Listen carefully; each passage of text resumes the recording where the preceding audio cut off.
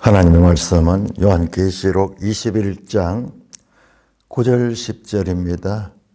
요한계시록 21장 9절 일곱 대접을 가지고 마지막 일곱 재앙을 담은 일곱 천사 중 하나가 나와서 내게 말하여 이르되 이리 오라.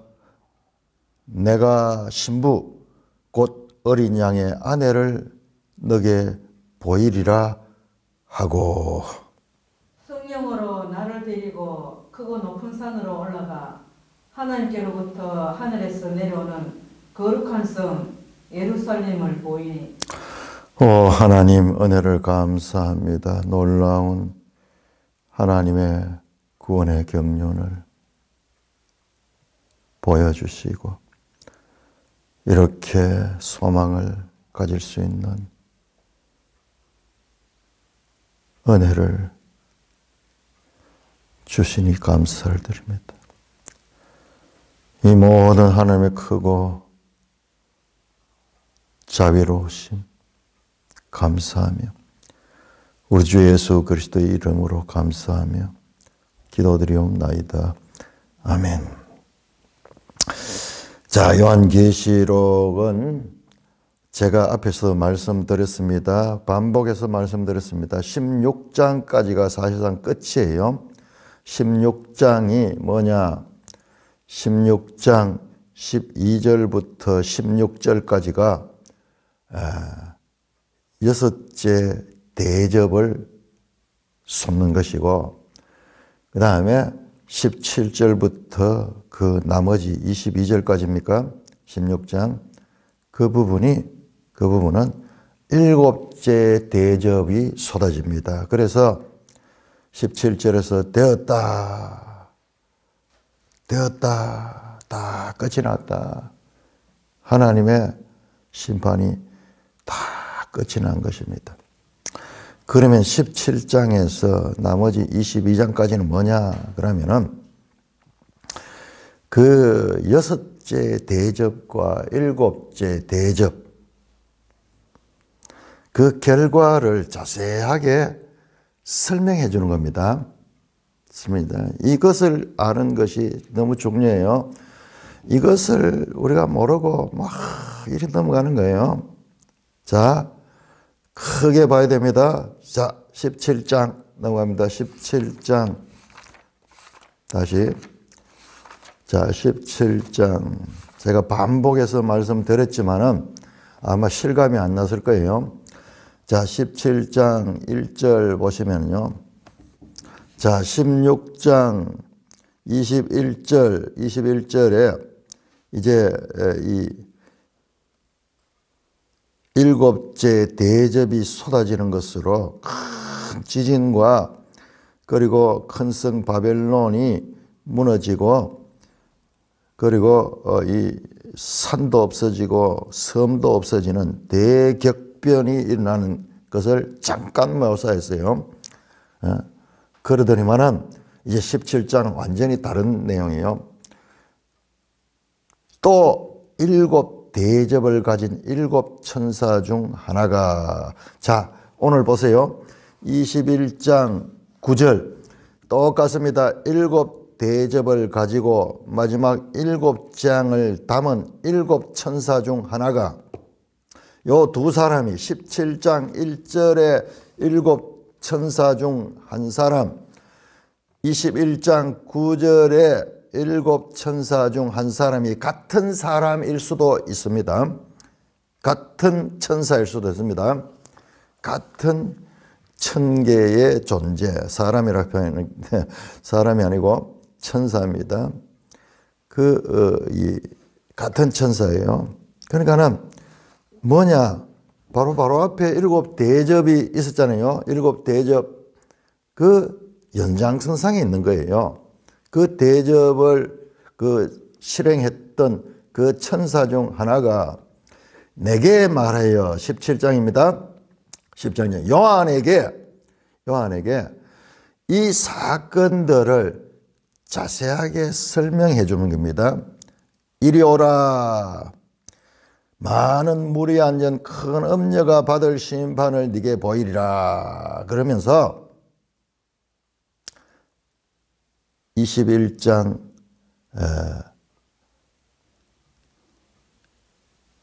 6절까지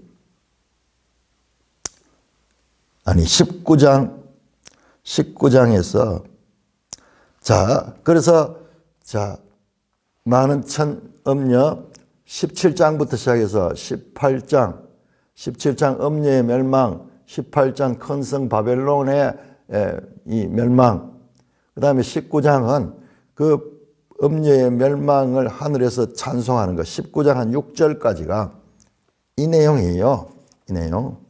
그래서 많은 물이 앉은 큰 음녀가 받을 심판을 보여주는 거예요.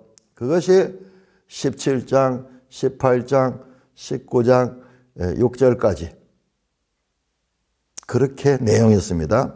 자, 이번에 보세요. 똑같이 21장 9절 보세요. 7 대접을 가지고 마지막 7 재앙을 담은 7 천사 중 하나가 내게 말해야 돼. 똑같습니다. 이리 오라. 내가 신부 곧 어린 양의 아내를 너게 보이리라. 먼저는 요한에게 음녀 바벨론을 보여주고 그 심판을 보여줬고, 지금 여기에서는 21장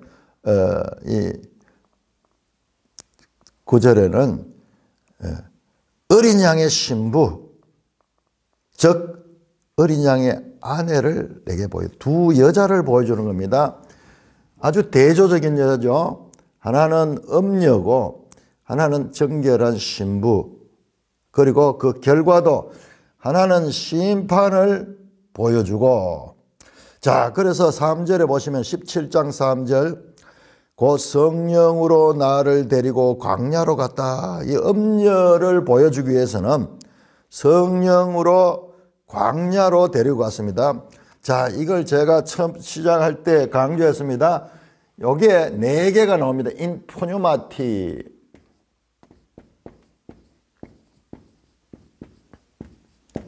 성령으로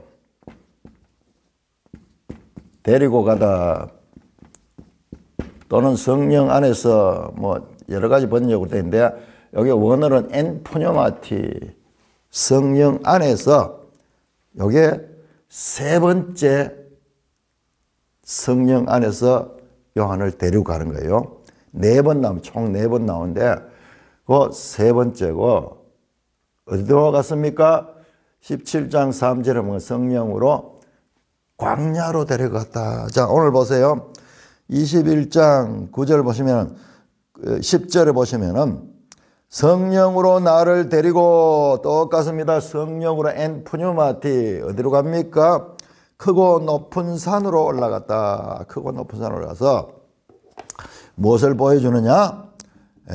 하나님께로부터 하늘에서 내려온 거룩한 성 예루살렘을 보여주는 거예요. 이 17장에서는 성령으로 광야로 데려가서 거기에서 붉은빛 짐승을 타고 있는 여자를 보여줬는데, 그 여자는 17장 5절에 보면 바벨론이야. 바벨론. 그래서 17장은 음녀의 멸망을 말하고 있고 18장은 바벨론을 말하고 있습니다. 음녀 여자입니다.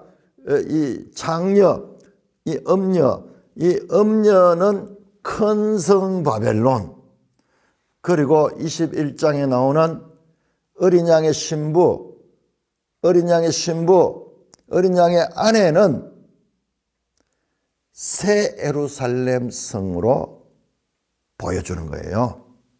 이렇게 됩니다. 두 여자와 두 개의 도성. 그런데 이 성은 음녀도 그렇고 성도 그렇고 특징이 큰 음녀고 큰 바벨론입니다. 이 세상에서는 큰 것이 힘 있는 것이고 모두 큰 것을 추구하는 세상이죠. 큰 성 바벨론. 그래서 이렇게 요한계시록이 마지막 17장에서 22장은 16장의 그 대접 심판 그 내용들을 자세하게 설명을 해주는 것이다. 설명해 주는 것이다. 그렇게 말씀을 했습니다. 그러면은 제가 6째 대접과 7째 대접이라고 말씀했는데 6째 대접, 즉 6장 12절에서 16절까지 소위 아마겟돈 전쟁,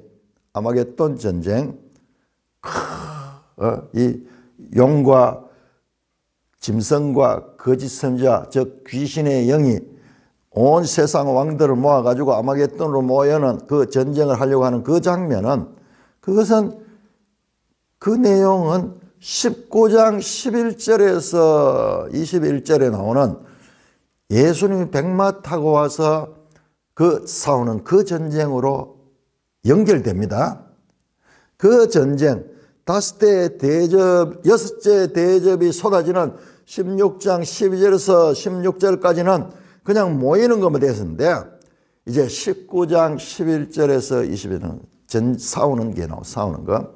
그래서 완전히 이 악의 삼위일체 세력이 망하는 겁니다. 망하는 그 내용이고. 자, 그리고 오늘, 그리고 20장 10절에서는 이제 또 전쟁이 나오죠. 곡과 마곡 전쟁, 같은 전쟁이라고 그랬죠. 자, 거기에서는 용이 이제 불못에 던져집니다. 자, 그래서 먼저 장면에서는 큰 음녀, 큰 성 바벨론과 그것들을 지배하는 용과 짐승과 거짓 선지자가 불못으로 추방되는 내용들이 나왔습니다.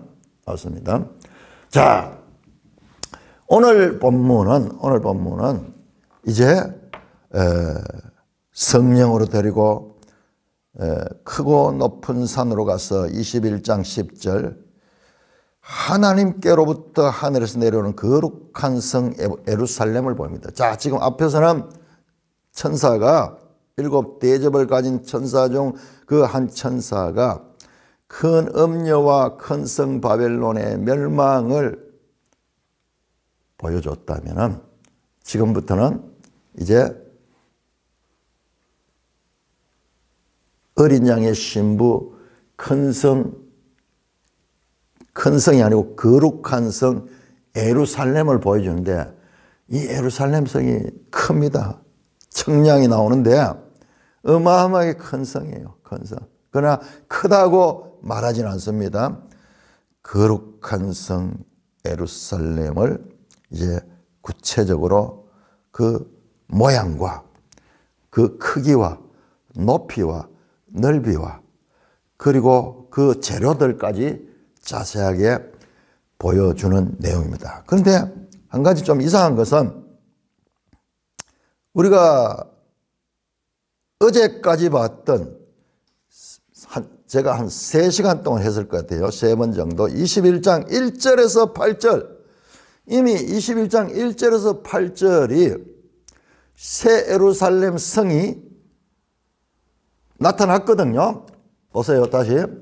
자, 21장 1절에서 내가 새하늘과 새 땅을 보니, 그러면서 거룩한 성 예루살렘이 하나님께로부터 하늘에서 내려온 것을 봤다. 준비한 것이 신부가 남편의 단장 같다. 그러고 보호자에서 나오는 음성을 통해 가지고 이 새 예루살렘 성에 누가 그들과 함께 있는가, 그리고 그곳은 어떤 곳인가, 사망이 없고 애통하고 곡하는 것이나 아픈 것이 다시 있지 않은 곳이다. 그리고 5절에서 8절에서는 보호자에서 하나님께서 직접 말씀하죠. 내가 만물을 새롭게 하노라. 그러면서 새하늘 새 땅을 이미 보여주셨습니다. 그런데 오늘 본문에서 다시 이제 어린 양의 신부를 보여주죠. 자, 그래서 뭐냐 그러면 21장 1절에서 8절은요, 21장 1절에서 8절의 이 새 예루살렘 성을 이번에 다시 이 천사가 요한을 데리고 그 부분을 자세하게 보여주고 설명하는 내용입니다. 자, 그렇게 해서 21장은 먼저 1절에서 8절은 새 예루살렘 성의 모습을 전체적으로 이미 보여줬습니다. 그 다음에 그 새 예루살렘 성을 더 자세하게 보여주는 내용이 21장 9절에서 22장 5절까지입니다. 21장 9절에서 22장 5절까지는 그 새 예루살렘 성에 대해서 마치 음녀 바벨론의 멸망을 자세히 보여줬던 것처럼 이제는 새 예루살렘의 영광스러운 모습을 자세히 보여주는 내용이라는 말씀입니다. 자, 한번 확인해 보겠습니다. 자, 21장 2절 한번 볼까요? 21장 2절에 보니까는 내가 봄에 거룩한 성 새 예루살렘이 하나님께로부터 하늘에서 내려왔다 그러죠. 자, 방금 읽었던 21장 9절에 보니까는 어린 양의 안에 신부를 보여주겠다 그러면서 10절에 크고 높은 산을 따라서 거룩한 성 예루살렘을 보여주잖아요. 보여주는데 이번에는 앞에서는 그냥 보여줬다 그 정도였지만 여기서는 이제 더 자세하게 보여줍니다. 보니까는 하나님의 영광이 있고 그 성의 빛이 지극히 귀한 보석 같고 벽과 수정 같고 또 성벽이 있고 성곽하는 게 성벽을 가리킵니다. 성벽이 높이 있고 그 다음에 성문이 있고 그 문에는 12천사가 있고 그 다음에 성에 기초석이 있고 그 다음에 각 성의 그 규모가 어떠냐 청량을 해보니까는 갈대자로 청량하는 12,000 스타디온이고 길이와 넓이와 높이가 같고 그 다음에 그 성곽은 보석으로 쌓여있고 새 예루살렘 성을 그 영광스러운 모습과 규격 크기와 그리고 높이와 넓이와 그리고 그 문과 그 기초석과 그 성을 이루고 있는 재료들 이거를 자세하게 보여주는 것입니다. 그래서 말씀드렸듯이 21장 1절에서 8절의 내용이 21장 9절에서 22장 5절까지 확대돼서 보여줍니다. 또 한번 볼까요? 21장 3절을 보시면은 내가 들으니 보좌에서 큰 음성이 나서 보라 하나님의 장막이 사람들과 함께 있다. 하나님이 그들과 함께 계시고 그들은 하나님의 백성이 되고 하나님은 친히 그들과 함께 계신다. 그 3절 내용은 21장 22절 한번 보세요. 22절 성 안에서 내가 성전을 보지 못한 이는 주 하나님 전능하시니 및 어린 양이 그 성전이라. 그 어린 양 그 자체가 성전이고 성도들이 그와 함께 있는 거예요. 그와 함께 있는 것입니다.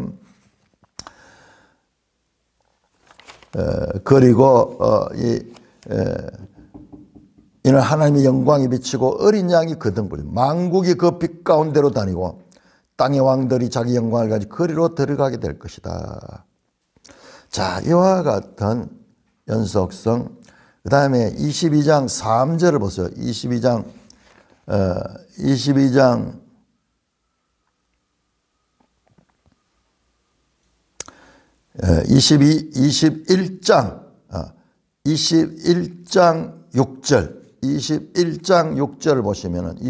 6절을 보시면은 또 내게 이루었다 나는 알파와 오메가요 처음과 마지막이라. 하나님께서 자신을 이렇게 계시하셨죠. 21장 6절은 22장 1절에서 22장 1절 또 그가 수정같이 맑은 생명수 강을 내게 보이는 하나님과 및 어린 양의 보호자로부터 나왔다 그렇게 되는데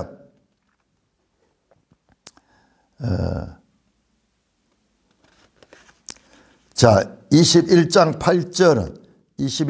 8절은 그러나 두려워하는 자들과 믿지 않는 자들과 흉악한 자, 살인자들, 음행하는 자들, 점술과 우상숭배자들은 불과 유황으로 타는 못에 던져진다 이렇게 말씀했죠. 자 이것은 21장 27절에 보시면 27절 무엇이거나 속된 것이나 가정한 거짓말하는 자 결코 그리로 들어가지 못한다.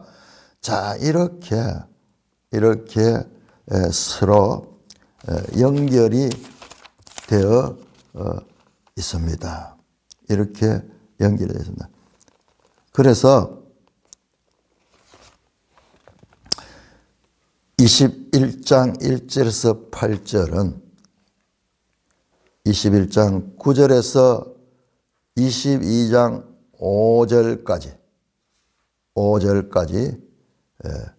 에서 확장되어서 보여지고 있다는 것입니다.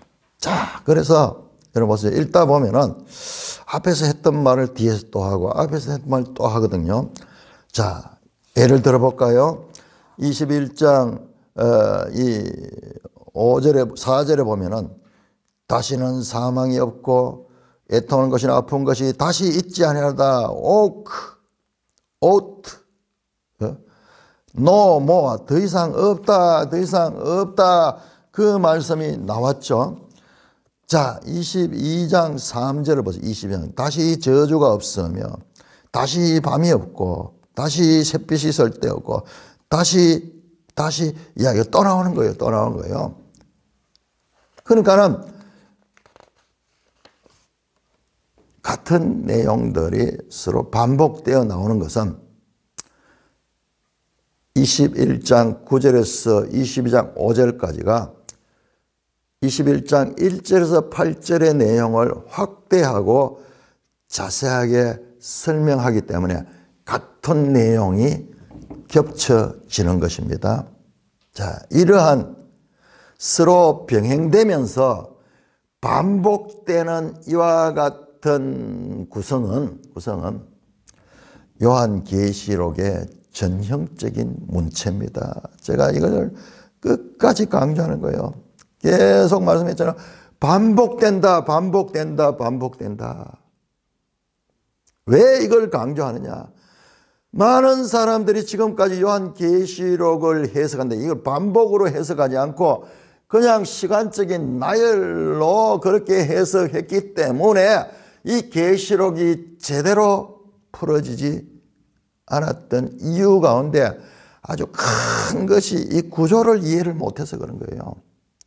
그런데 이런 구조는 히브리어로 쓰여진 성경 또는 헬라어로 쓰여진 이와 같은 성경의 전형적인 구조입니다. 전형적인 구조. 히브리적 문체의 특징입니다. 그래서 제가 요한계시록을 하기 전에 십몇 년 동안을 계속 각 성경 한 권 한 권을 철저하게 했잖아요. 그렇게 해보니까는 뭐가 봤습니까? 항상 이런 교차, 대꾸, 반복되는 내용들이 서로 마주치는 그와 같은 구조를 제가 계속 말씀을 드린 거예요. 요한계시록도 동일한 히브리적 문체의 특징을 가지고 있어요. 이게 헬라어로 쓰여져서도 그 히브리인들의 그와 같은 그 표현, 그런 구조, 그거를 같이 가지고 있다는 겁니다. 여러분, 우리가 읽을 적에, 지금까지 우리가 계시록을 읽을 적에 이런 부분이 자세히 읽은 사람들은 왜 앞에 나왔던 이야기 또 나오고 이렇게 하지? 좀 그런 생각들을 가졌을 거예요. 산뜻하게 이해가 잘 안 되는 거예요. 왜 그런가? 우리가 지금 가지고 있는 이와 같은 독서법은 이게 헬라적 사상을 가지고 있어요. 헬라적 그와 같은 체계를 통해서 우리 사상이 꼴지어져 있는 거예요. 우리가 초등학교를 다니고 중학교를 다니고 고등학교 다니고 우리 학교에서 배우는 이 학문적인 이 영역들이 다 헬라적 사상의 기초하고 있는 거예요. 헬라적 사상에 기초하고 있는 거예요. 그러다 보니까는 이것을 논리적이고 순서적이고 체계적으로 이렇게 보는데 익숙해 있다 보니까는 이런 구조적인 히브리적 이와 같은 표현에는 우리가 참으로 익숙하지 않는 거예요. 그래서 이거를 보지를 못했기 때문에 우리가 가지고 있는 기존 그런 사상적인 그런 걸 가지고 계시로 해석하려고 들어가니까는 이게 안 되는 거예요. 그래서 많은 어려움들이 있는데 제가 이번에 말씀드렸듯이 최후의 심판도 여러 군데 반복이 되어 있고 그리고 최후의 전쟁도 여러 군데 반복이 되어 있고 새하늘 새 땅조차도 이미 7장에도 이미 나왔어요. 자, 이런 구조를 동시원적 이 반복 구조라는 것을 마지막에서도 확인할 수가 있습니다. 마지막에서도 확인할 수가 있습니다. 자, 그래서 오늘 이 21장 9절부터 이 내용은 앞에서 나왔던 내용 21장 1절에서 8절의 내용을 지금 천사가 요한을 데려가면서 설명해 준 설명. 그냥 보기만 봤는데 이제 천사가 요한에게 설명해 주는 것은 동시에 이 책을 읽고 있는 저와 여러분들에게도 지금 설명을 해주고 있는 것입니다. 우리는 지금 말씀을 따라서 2000년 전에 요한이 경험했던 그 경험을 우리가 기록된 말씀을 통하여 추체험을 하는 거예요. 추체험. 여러분, 우리가 하나님의 음성을 들은 적이 있습니까? 하나님의 모습을 본 적이 있습니까? 그럼에도 불구하고 우리는 일생 이 하나님 말씀을 하나님 말씀이라 그러며 여기까지 왔습니다. 기독교는 한 책의 종교를 한 책의 종교. 이 말씀의 종교라는 이 말입니다. 우리가 한번 본 적도 없고 들은 적 없지만은 기록된 말씀을 통하여 말씀하시는 그 하나님의 말씀을 믿는 자들, 그 말씀의 그 법을 따라서 죽기까지 신앙을 가질 수 있는 자들이 그리스도인입니다.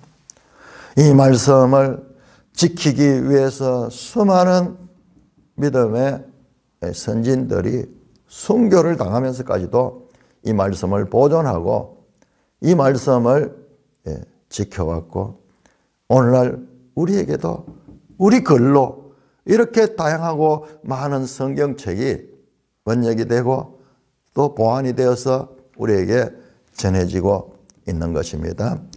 자, 우리도 이제 요한을 따라 그 7 천사 중 한 천사가 이끄는 그 여행길로 함께 참여하겠습니다. 자, 이리 오라. 9절이죠. 내가 신부 곧 어린 양의 아내를 너게 보이라. 신부 곧 어린 양의 아내. 여러분, 지금은 이 신부가 누구예요? 이 신부가 교회잖아요. 교회. 이 신부가 교회잖아요. 이 교회가 지금 21장, 22장에 나타나는 이 어린 양의 신부 새 예루살렘 성은 교회입니다. 교회입니다. 이 교회는 앞에서 나왔던 2장, 3장의 이 세상 교회, 에베소 교회서부터 저 라오디게아 교회까지 7 교회, 불완전한 교회였죠. 불완전한 교회. 책망할 일도 있고 칭찬할 일도 있었지만 불완전한 그 교회. 이제 21장, 22장은 이제는 완전해진 교회예요. 완전해진 교회. 어린 양의 신부로, 어린 양의 아내로 완전히 인정된 준비된 것이 바로 어린 양의 신부입니다. 완전해진 교회를 가리키고 있습니다. 자, 이 같은 이 신부의 모습. 자, 이사야 54장이 참 중요합니다. 이사야 54장. 이사야 54장 내용이 이 새 예루살렘을 가리키는 내용이요. 이 한 장만 설명해도, 자, 보세요. 54장 1절. 자, 우리가 알고 있는 예루살렘, 이스라엘의 수도, 그 예루살렘은 멸망했습니다. 완전히 로마에서 다 파괴되고, 그때. 자, 54장 1절. 잉태하지 못하며 출산하지 못한 너는 노래할지어다. 여자로 비유합니다. 그런데 여자인데 잉태하지 못하고 출산하지 못하냐. 상고를 겪지 못한 너는 외쳐 노래할지라. 이는 홀로 된 여인의 자식이 남편인 자의 자식보다 많음이라. 여호와께서 말합니다. 자, 이게 무슨 말이냐 그러면은 1절에 여자로서 가장 버림받은 여인의 모습입니다. 고대 국가에서 출산하지 못하면은 여성으로서 이 존재감이 없어지죠. 그런데 왜 노래하라 그러냐? 가장 불행한 여인에게 노래하라 그럽니다. 왜? 노래할지어다 외쳐 노래하라. 왜? 홀로 된 여인이 자식 있는 남자의 자식보다 많음이라. 아니, 홀로 있는 자가 어떻게 남편 있는 자의 자식보다 많이 있어요? 영적인 비유죠. 장차 풍성하게 될 것을 말씀합니다. 네 장막틀을 넓히며 네 처소의 휘장을 아끼지 말고 널리 펴라. 말뚝을 견고히 하라. 크게 텐트를 치라는 거예요. 왜? 네 자녀들이 그렇게 많이 있을 것이기 때문에. 4절입니다. 두려워하지 말라. 네가 수치를 당하지 아니하리라. 놀라지 말라. 네가 부끄러움을 보지 아니하리라. 네가 젊었을 때 수치를 깨고 과부 때의 치욕을 다시 깨워. 과거 예루살렘이 비참하게 멸망했지만은 그것이 다시 회복될 것이라는 거야. 회복될 뿐만 아니라 더 영광스럽게 해줄 것이란 말입니다. 6절입니다. 여호와께서 너를 부르시되 마치 버림을 받아 마음에 근심하는 아내 곧 어릴 때 아내가 되었다 버림받은 자에게 함같이 하실 것이라. 하나님께서 말씀하셨다. 이 어린 양의 신부가, 오늘 계시록에 등장하는 이 신부가요, 과거 버림받았던, 그래서 마음에 근심하며 어릴 때 아내가 되었다가 버림받은 자처럼 되었는데, 그러나 그것은요 7절에 내가 잠시 너를 벌서나 큰 긍휼로 볼 거다. 땅의 예루살렘을 잠시 버린 것은 그건 잠시야. 인간 역사에서는 엄청나게 긴 시간이 될 수 있지만 실제로 이스라엘이 회복되는데 AD 70년, AD 한 100년경에 완전히 추방돼 본토에서. 그래서 1948년에 건국되기까지 천수백 년이 걸렸죠. 그걸 잠시라 그래요. 잠시. 그러나 큰 긍휼로 너를 모을 것이고 내가 넘치는 진노로 내 얼굴을 잠시 가려서는 영원한 자비로 너를 긍휼히 하겠다. 영원히. 너를 하나님께서 영광스럽게 하겠다. 그리고 다짐을 합니다. 10절에 보세요. 산들이 떠나며 언덕들이 옮겨질지라도 나의 자비는 내게서 떠나지 않으면 나의 화평의 언약은 흔들리지 않으라. 이 세상이 변할지라도 이 약속은 변하지 않겠다. 그러면서 11절에서 17절 미래의 예루살렘을 말씀합니다. 너 공고하며 광풍에 요동하며 안위를 받지 못한 자여 보라. 버림받았던 아내의 모습입니다. 그런데 내가 화려한 채색으로 네 돌 사이에 더하며 청옥으로 네 기초를 쌓으며 홍보석으로 네 성벽을 주며 석류석으로 내 성문을 만들고 내 지경을 다 보석으로 꺼주겠다. 지금 여기 나오잖아요. 이 성이 11절 21장 11절 요한계시록 21장 하나님의 영광이 그 성의 빛이 지극히 귀한 보석 같고 벽옥과 수정 같고 그 보석으로 꾸며진 성을 말씀합니다. 그 보석으로 꾸며진 성 안에 그 넓은 지경 안에서 13절 네 모든 자녀는 여호와의 교훈을 받을 것이며 네 자녀에게는 큰 편이다.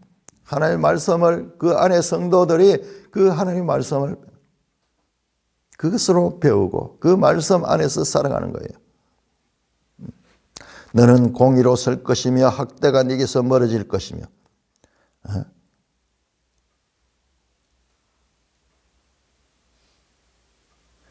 너를 치려고 제조된 모든 연장이 설모가 없을 것이라. 일어나 너를 대적하여 송사하는 모든 혀는 네가 정죄를 당하리니 이는 여호와의 종들에게 배워 그들이 내게서 얻은 공이니라. 여호와의 말씀이니라.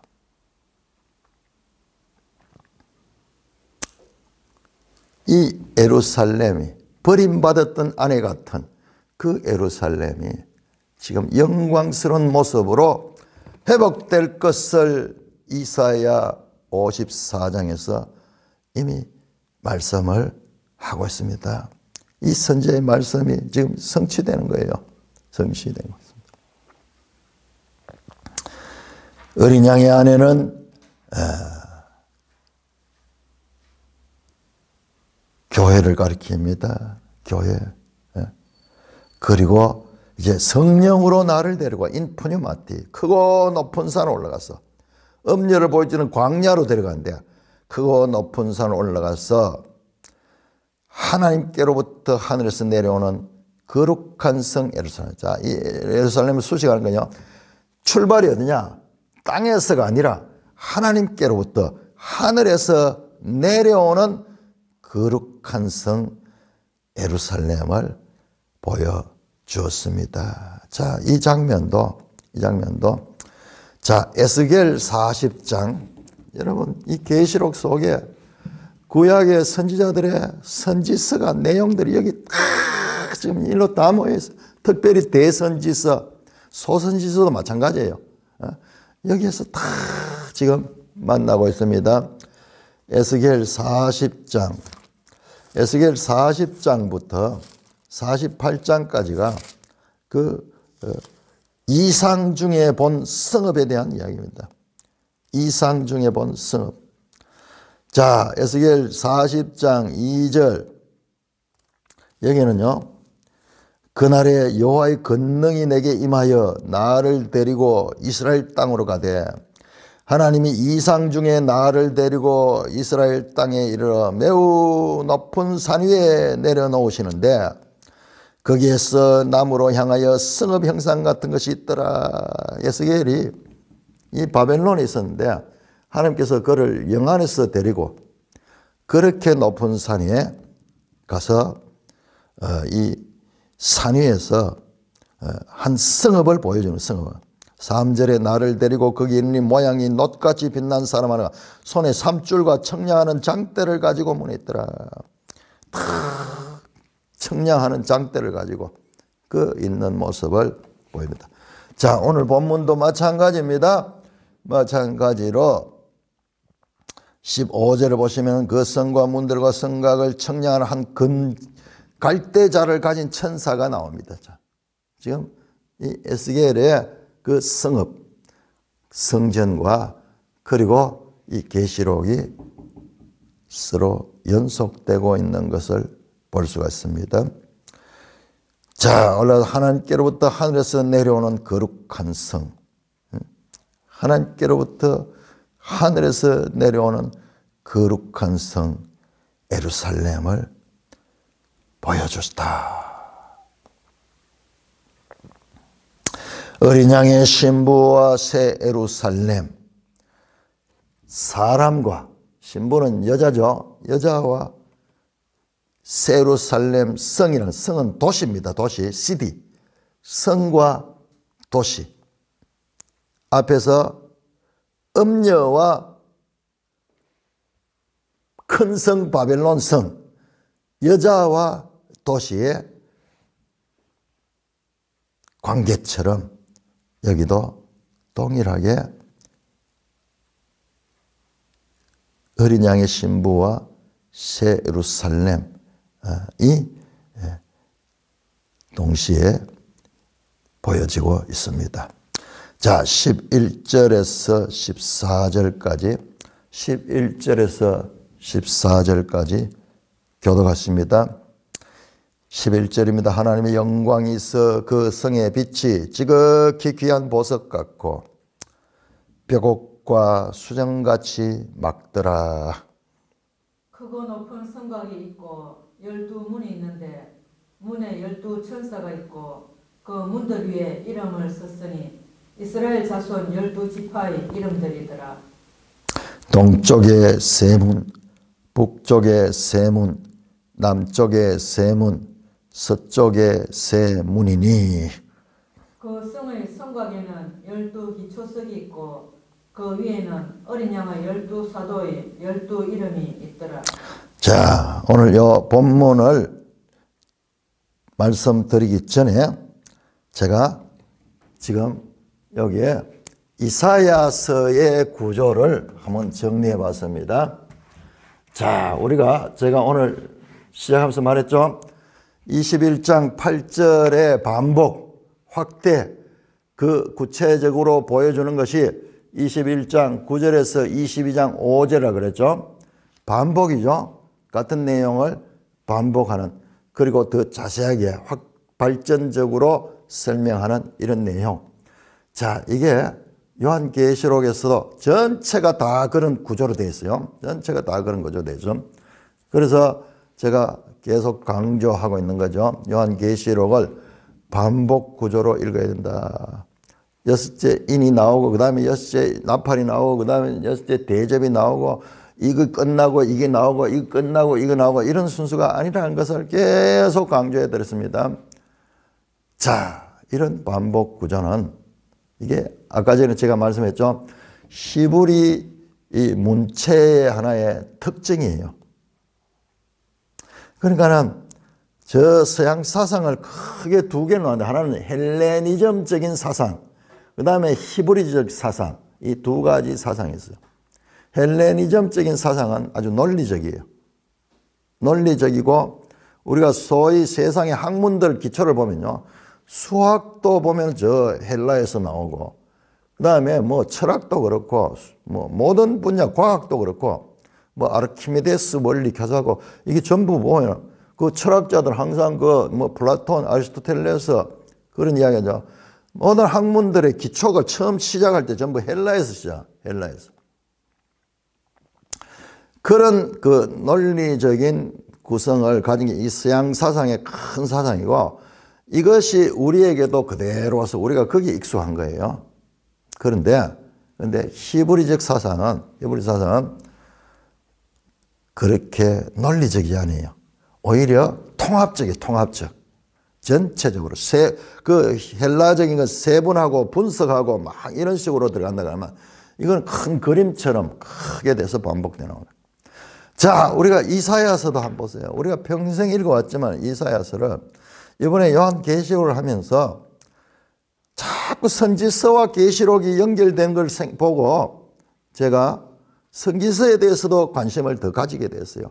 그러다 보니까는 이사야를 읽을 적에 늘 우리가 그렇잖아요. 여러분 이사야 좀 읽다 보면은 뭐 역사 이야기 나오다가 갑자기 또 막 장차 장래의 종말론적인 메시아가 올 것이고 그가 뭐 전능하신 하나님이라 할 것이고 뭐 이런 이야기 나왔다가 또 역사 이야기 나오고 그러다가 또 중간중간에 사망이 다시 있을 것이며 그때에 뭐 종말적인 그런 내용들. 예?